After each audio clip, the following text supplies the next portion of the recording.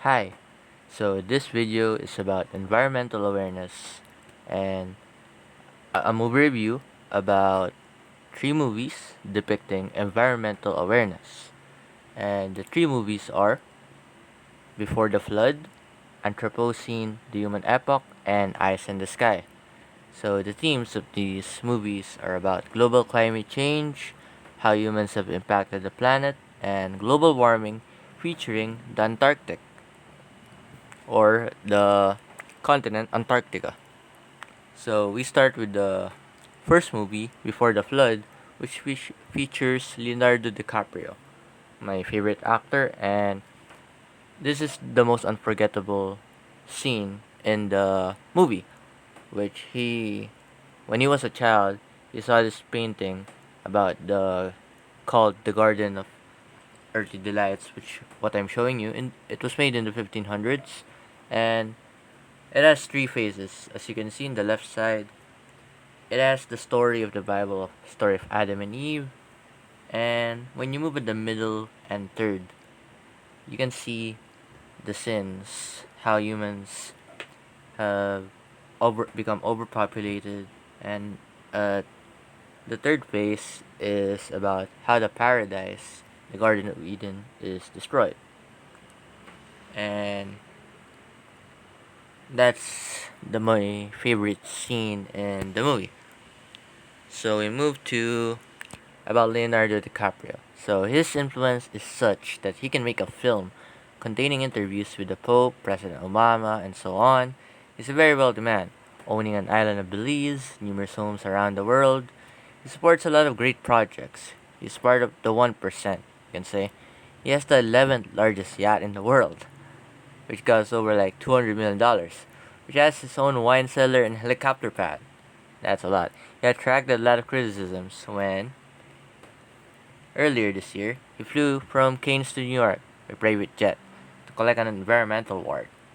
It has been argued by some that his lifestyle diminishes his moral authority to speak out on issues like climate change.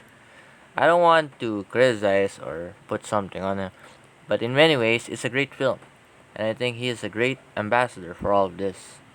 He's a good guy, and his opinion is respected, so this is Island in Belize, especially by young people who find themselves uh, bewildered in cyberspace with is climate change real or not? Because there's like conspiracies that climate change is fake, something like that. Nonsense babble, but it's impossible to keep everyone happy. If you're rich and a celebrity and you speak out, people accuse you of being privileged and out of touch. If you aren't, far fewer people will listen. It's brilliant that he has made this. But I would like to have seen more of his inner conflicts that have been transformed this film's narrative, impact, and credibility.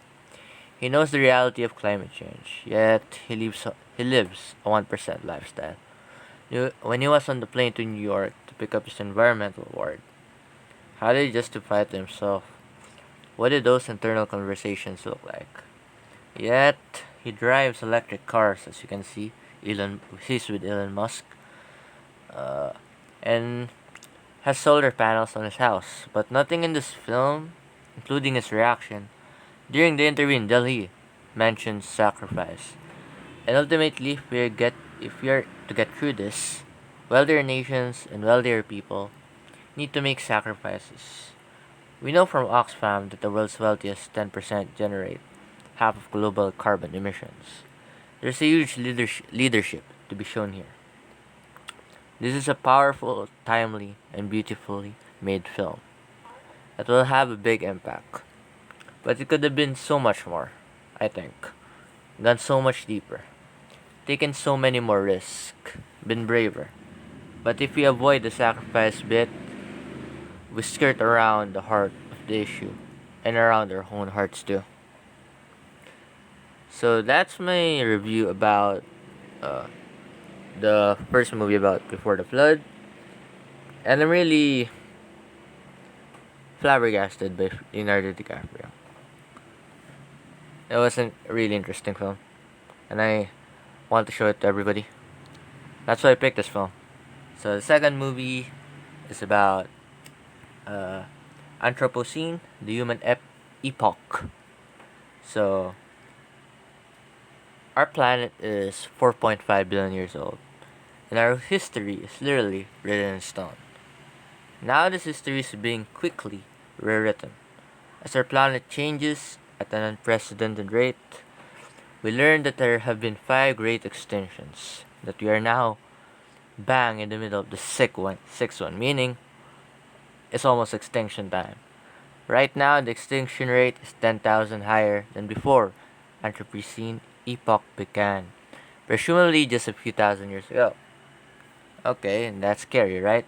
So wait, still have more. This Canadian documentary stems from work that began in 2009, when world environment experts began investigating where the Earth had left the Holocene epoch and entered the Anthropocene, where humans shape environmental changes faster than any natural phenomenon could. 10 years later, this conclusion is supported, and the sixth great extinction is well underway. Climate change is no new topic, but the micro and macro lens that Anthropocene, the human epoch, takes takes to the irreversible changes wreaked by humanity upon our world breathtakingly presents this information. While the devastating impact of humanity's collective environmental meddling is stated, Anthropocene's human touch extends beyond their responsibility, greed, and technological advantages. While climate change is frequently mentioned, Anthropocene, the human epoch, presents the evidence of humans' impact on the environment, both intentional and unintentional, through a series of arresting images, raising questions about humanity's place in and responsibility towards the world. This fastidiously constructed documentary demands attention. So modern humans have lived like 10,000 years. So the success of our species really tipped the planet system outside the natural limits.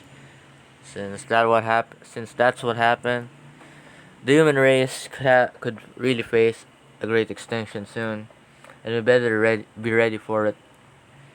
So that's my movie review about the Anthropocene. Really great movie.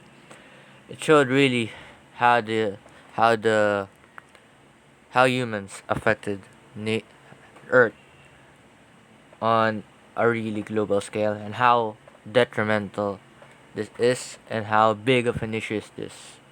So that's why I chose this movie as well. How alarming this is. So next is the third movie, my favorite movie of them all, which is La Glace et le Ciel, or in other words, in English, Ice and the Sky. So the theme is about global warming, but it's featured in the Antarctic. So it's about like a man called Claude Lorius.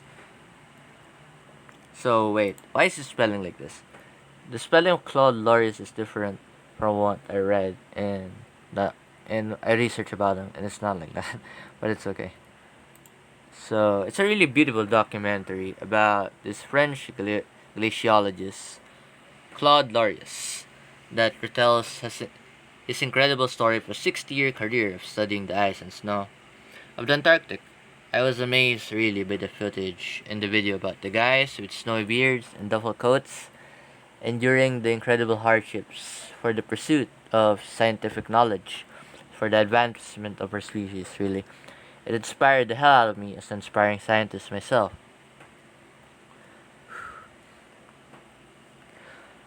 In the Antarctic, snow only falls 10 centimeters per year. But over a thousand and thousand of years that it becomes so packed, if we dig deep down enough in the ice, we can find a complete record of what's happened on the Earth's climate for over hundreds and thousands of years. That's what Claude Lorius did in the 50s, 60s, and 70s. Even in the 1980s. That's a really long time. Collaborating with the Russians in the 1980s, I never thought that I wanted to be like them drilling through the ice seriously and discover the unknown. It's a really world of adventure in Antarctica. I really want to go there. And at the end, there was a marvelous picture of him in the 80s, looking back on his career. And this is the picture. It's just so wholesome. Like, reflecting back on life, what you did. It looks like an accomplished man. This guy's acting is insanely good. So, that's the end for my movie review. And I hope you learned something. And I hope you share the video as well. I hope you watch and share the video.